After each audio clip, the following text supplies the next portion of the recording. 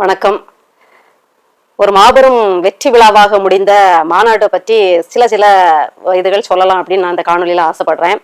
ஒரு கொள்கைக்கான கூடுன ஒரு பெருங்கூட்டமும் ஒரு கொள்கையற்ற கூமுட்டை கூட்டமும் கூடுனா எப்படி இருக்கும், அந்த வித்தியாசத்தை தான் நான் இந்த காணொலியில பேசணும்னு நினைக்கிறேன்.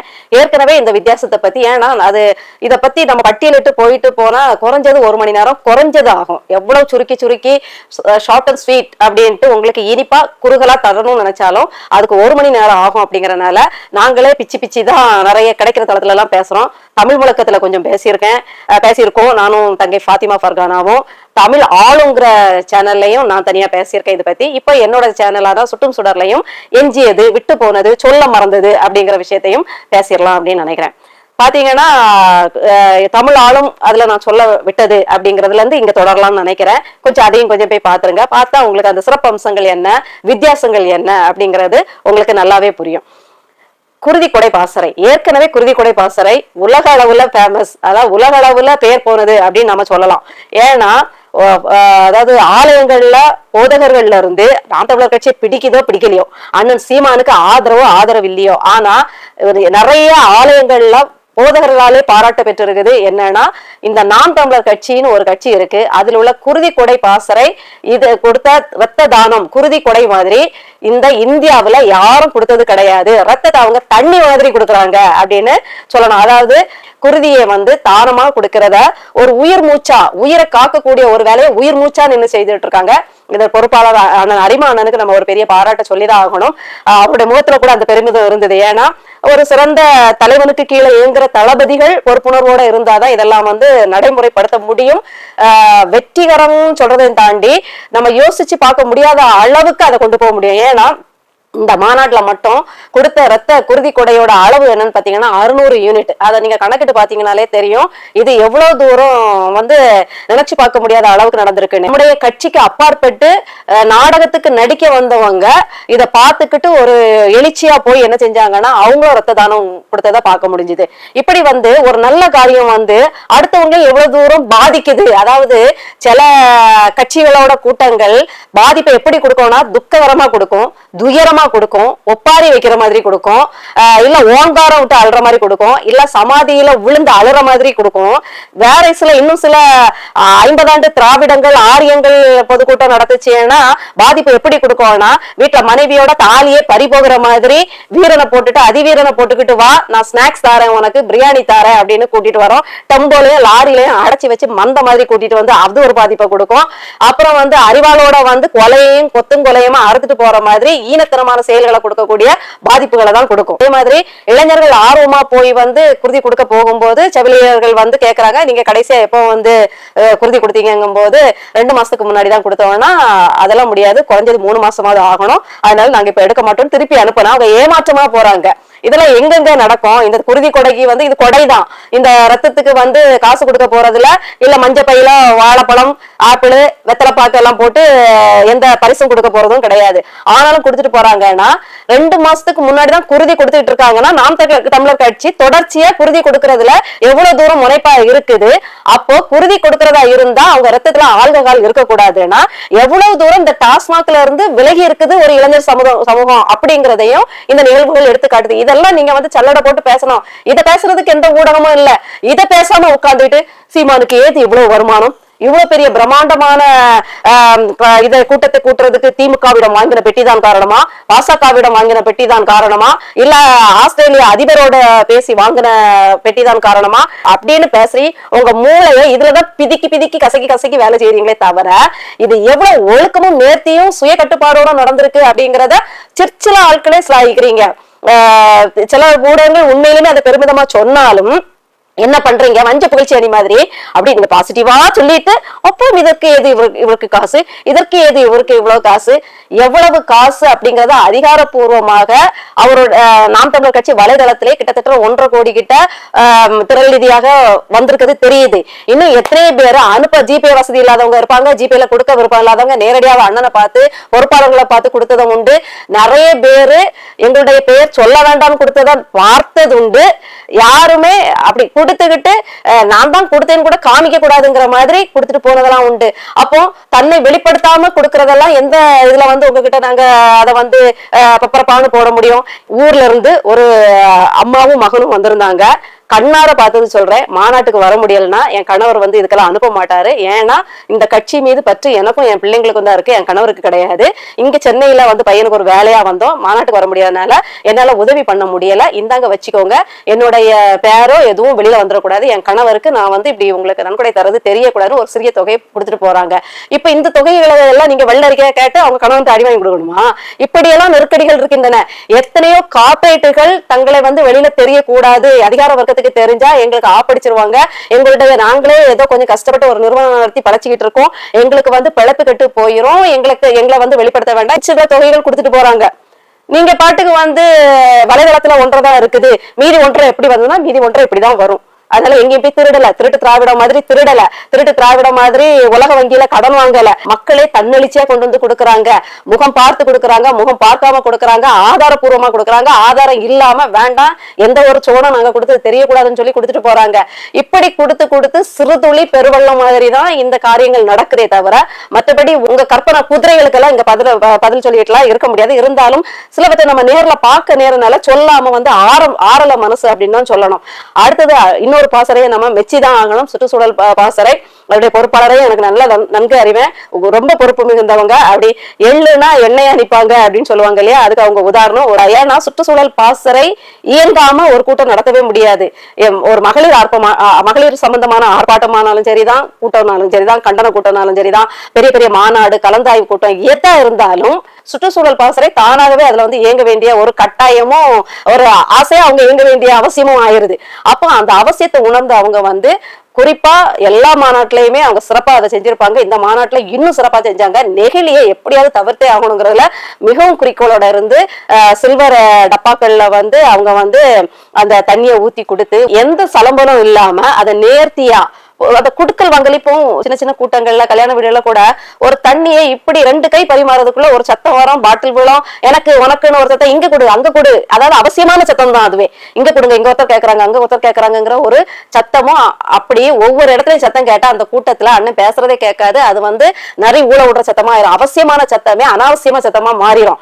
ஆனா அந்த அவசியமான சத்தமே இல்லாம எல்லாமே உடல் மொழியிலேயே முடிஞ்சிருச்சு, அழகா கொடுத்து முடிச்சுட்டாங்க. எந்த சில்வர் பொருத்தலும் காணாம போகல, முக்கியமா யாரும் வீட்டுக்கு எடுத்துட்டு போகல, யாரும் திருடிட்டு போகல, நல்லவர்கள் நேர்மையானவர்கள் வந்தனால எத்தனை சில்வர் போத்தல்கள் அங்க வைக்கப்பட்டிருந்தோ அத்தனையும் திருப்பி எடுக்கப்பட்டிருக்கின்றன ஒரு உண்மையை நான் இதுல சொல்லிடுறேன். சுற்றுச்சூழல் பாசறைக்கும் இந்த குருதி கொலை பாசறைக்கும் வந்து நாம வந்து ரொம்ப தலை வணங்கிதான் ஆகணும் அப்படின்னு சொல்லணும். ஏன்னா ஒவ்வொரு இந்த இப்ப முளைச்ச கட்சி கூட்டத்துல எல்லாம் தண்ணி இல்லாம மயங்கி விழுந்து செத்தவங்க அதிகம், அடுத்தது கழிவறைக்கு போக முடியாம உடல் உபாதையில மயங்கி செத்தவங்க அதிகம், தின்றதுக்கு வழி இல்லாம தின்றதுக்கு ஏற்பாடு பண்ணாம, இத்தனைக்கு இது ஏற்பாடு பண்ணல, தன்னார்வலா தெரிஞ்சு வந்து ஊர்ல இருந்து தென்காசியில இருந்து எல்லாம் கொண்டு வந்து நொங்கு வெட்டியிருக்காங்க.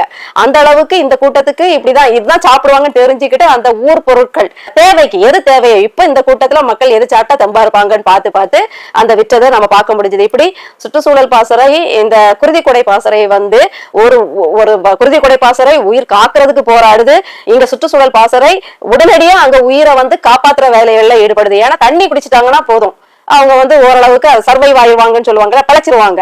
அப்ப அதை செவ்வனே செஞ்சாங்க. அதே மாதிரி இப்ப பாத்தீங்கன்னா நம்மளுடைய வந்த உறவுகள்ல நிறைய பேர் பாத்தீங்கன்னா நிறைய பேர் காலையிலேயே வந்துட்டாங்க. அப்ப காலையில வந்தவங்க மத்தியானத்துக்கு சமையலை தயாரிக்க ஆரம்பிக்கிறாங்க, அதை எல்லாருமா தேவைக்கேற்ற மாதிரி பகிர்ந்து சாப்பிடுறாங்க. அப்புறம் மத்தியானத்துக்கு பிறகு ஒரு குரூப் போய் என்ன பண்ணுதுன்னா இரவுக்கு உண்டான எல்லாருக்கும் செய்ய முடியாது, 5 லட்சம் பேருக்கும் செய்ய முடியாது, அவங்களும் முடிஞ்சதை செய்யறாங்க, முடிஞ்சவங்க அதை பகிர்ந்து சாப்பிட்டுக்கிறாங்க. அதாவது அந்தந்த தொகுதிக்கு தான் செஞ்சிருப்பாங்க, இருந்தாலும் கூடவே இன்னும் மக்கள் யார் யாருக்கு கொடுக்கணுமோ கொஞ்சம், அதாவது முழு வயிறா சாப்பிடுறதுக்கு எல்லாரும் ஒரு காவயிறு அரை வயிறு சாப்பிட்டு மத்தவங்களுக்கும் கொடுத்து சாப்பிடும் போது அதுல கொஞ்சம், அப்புறம் வாங்கி சாப்பிட முடிஞ்சவங்க அந்த நொங்கு இளநீர் ஐஸ்கிரீம் இல்லைன்னா குஸ்கா இந்த மாதிரி வாங்கி சாப்பிட்டு இருக்காங்க. இந்த மாதிரி வந்து அதுல கூட ஒரு சலசலப்பும் இல்ல. இப்ப இதெல்லாம் அங்க ஒரு சமையல் நடந்தா அங்க எவ்வளவு சத்தம் இருக்கும், அங்க வா போ காய்கறி வெட்டுறது இவனே அவனே அப்படிங்கிற சத்தம் எப்படி இருந்திருக்கும், ஏதாவது இங்க தெரிஞ்சுதா? எத்தனை ட்ரோன் பறந்தது, அங்க ஒரு சலசலப்பு, அங்க ஒரு கத்தல, அங்க சமைக்கிற இடத்துல ஒரு கூச்சல் குழப்பம், அதனால இங்க அண்ணன் பேச முடியல அப்படின்னு ஏதாவது ஒரு தொந்தரவு கிடையவே கிடையாதுங்க. அதுதான் சலம்பல் இல்லாத கூட்டம், கொள்கை கூட்டங்க. ஒரு தமிழர் ஆதி காலத்துல கூட்டம் கூட்டமா வாழும்போது எவ்வளவு ஒற்றுமையா இருந்தாங்க, எப்படி இருந்திருப்பாங்க அப்படின்னு உங்களுக்கு பார்க்கணுமா நவீன காலத்துல? அதுதாங்க நாம் தமிழர் கட்சி கூட்டம். ரொம்ப எளிதா சொல்லணும்னா இதுதான் உண்மை. அடுத்ததா பாத்தீங்கன்னா 234 வேட்பாளர்களை அறிவிச்ச விதம், அதுவும் வந்து ரொம்ப நெகிழ்ச்சியா இருந்தது. குறிப்பா அண்ணன் சீமான் அவர்கள் தான் நான் எங்க நிக்க போறேன் அப்படிங்கறத சொல்லும் போது ஒரு ஆனந்த கண்ணீரே வந்துச்சு. இது யூகம் பண்ணதுதான், எல்லாருமே நிறைய ஊடகங்களும் யூகம் பண்ணுச்சு. அதே மாதிரி அண்ணன் தன்னுடைய சொந்த நிலத்துல வந்து களங்காண்றாரு.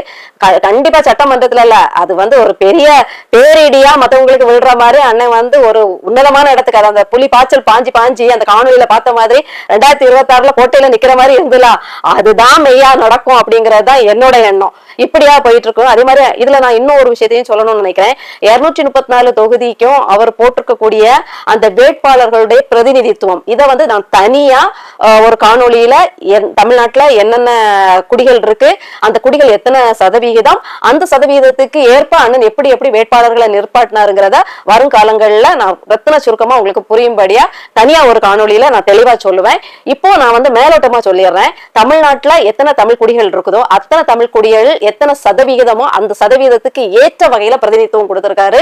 முத்தாய்ப்பா உங்களுக்கு எல்லாம் பொது தொகுதி கேக்குதா அப்படின்னு ஒரு கருணாநிதியார் கேட்டார் இல்லையா, மரியாதையா சொல்லியிருக்கேன்ப்பா, கருணாநிதியார்னு சொல்லியிருக்கேன்.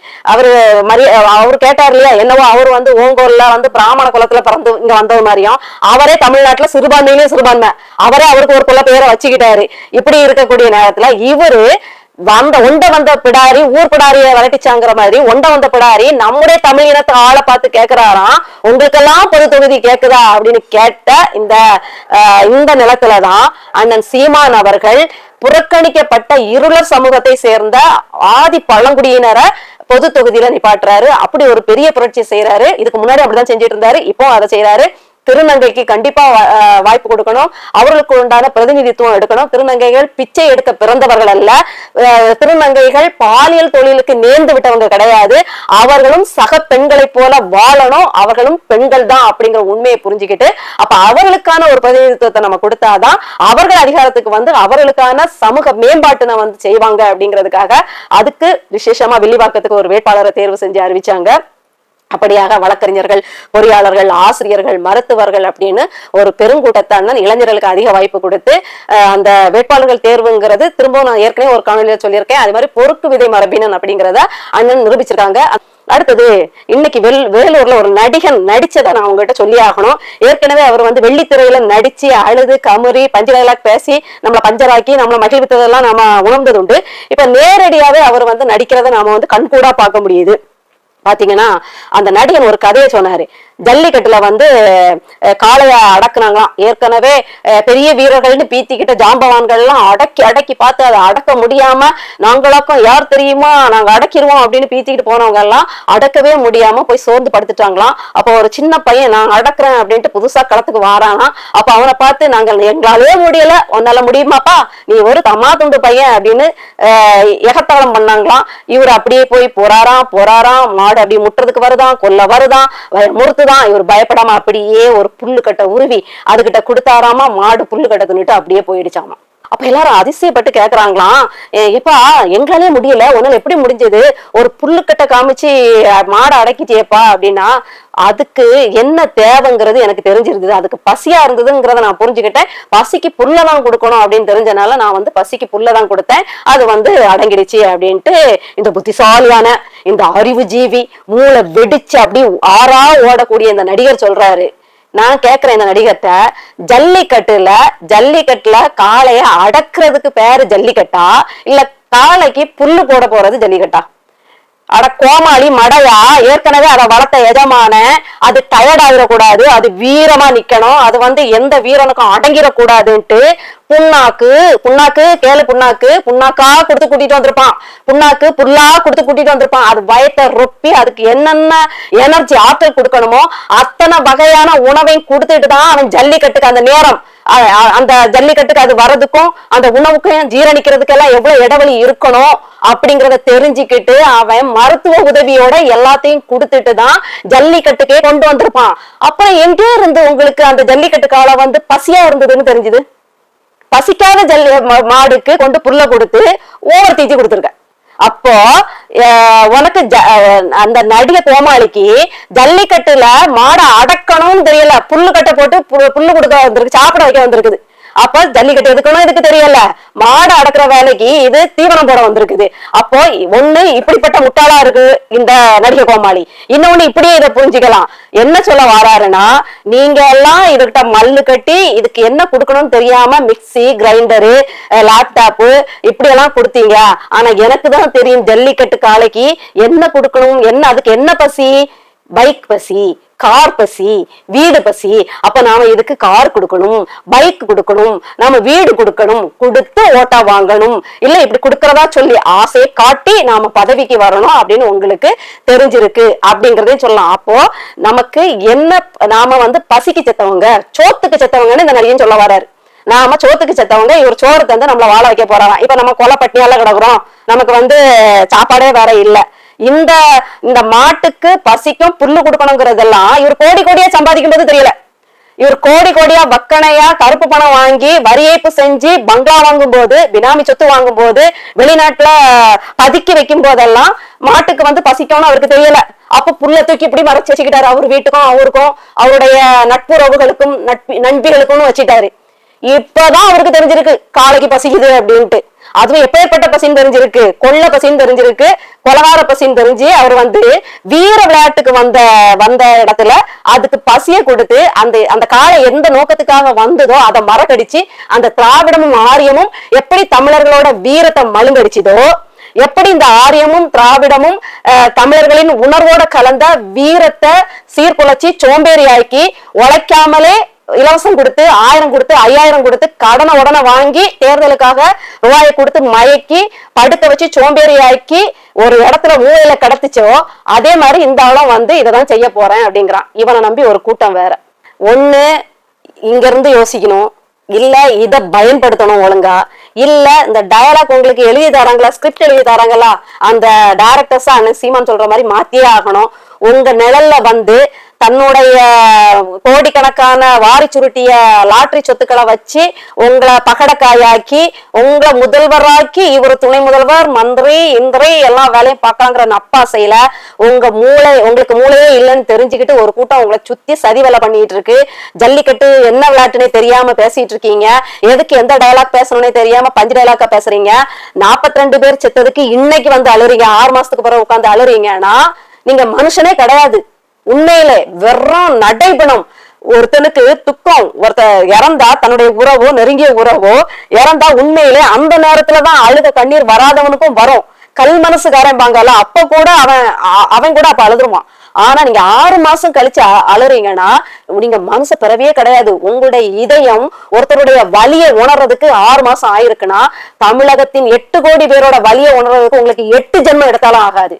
மக்களே, இந்த மாய பிம்பத்துக்கு இளைஞர்களை விலகி ஓடுங்க. உங்க தற்குறித்தனத்துக்கு இந்த ஆள் பின்னாடி போய் தமிழகத்தை சீரழிக்காதீங்க. உங்களுடைய ஒவ்வொரு ஓட்டுகளையும் இந்த ஆளுக்கு போட்டு பாழாக்கிறாதீங்க. இந்த பைத்தியங்களோட பைத்தியக்கார கூத்த பாத்தீங்கன்னா ஒரு காணொலியில கில்லி படம் ஏதோ ரிலீஸ் பண்ணிருக்காங்க போல, அதுல அந்த சீன் வருது. திரிஷாவை அந்த வில்லன் வந்து கடத்திட்டு போகும்போது இந்த திரிஷாவை பிடிச்சுக்கிட்டு இவரை கொல்ற மாதிரி ஆக்ட் கொடுத்து காப்பாத்துவாரு, அந்த கத்தியை காட்டி வச்சு அந்த சீன் அங்க ஓடுது. இங்க ஒருத்தன் ஒரு பிள்ளைய பிடிச்சு இழுத்து அந்த சீனை சட்டையை காத்திட்டு ஒருத்தன் இந்த பைத்தியங்களை என்ன போய் சொல்ல, இந்த பைத்தியங்களை ஏன கட்டி ஒளிச்சால் ஒளிய தமிழ்நாட்டுக்கு விமர்சனம் கிடையாது.